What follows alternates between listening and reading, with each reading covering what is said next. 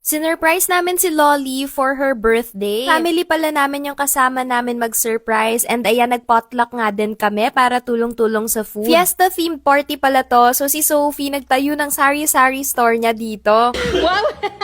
Naka-card!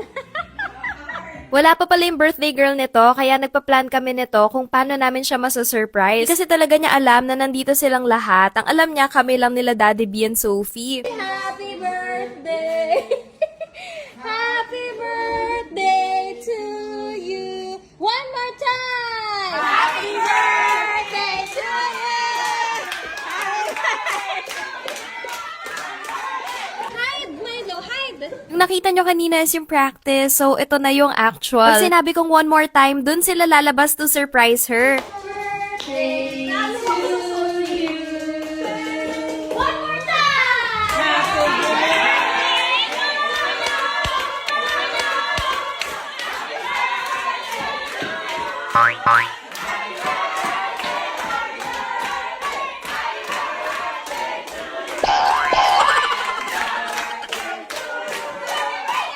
In fairness, na-surprise ang lolly nyo.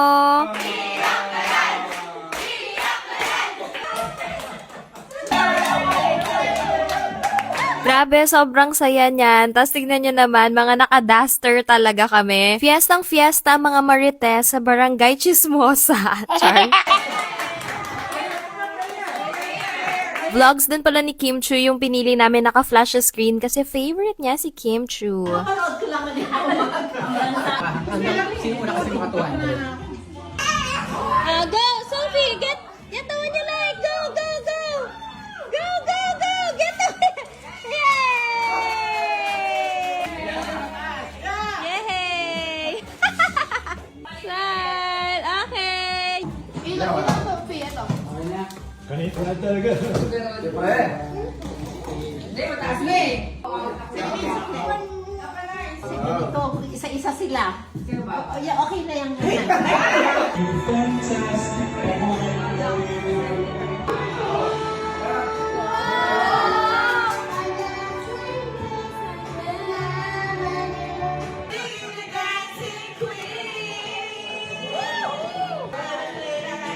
Tinatawagan ako ng bird!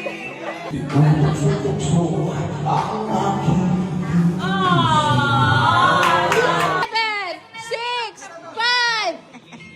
5. Before sleeping, may speech pa si Sophie for Lolly. I love you on the farthest planet. We will have fun and we will be each other for a long, long, long time. Love you, Sophie.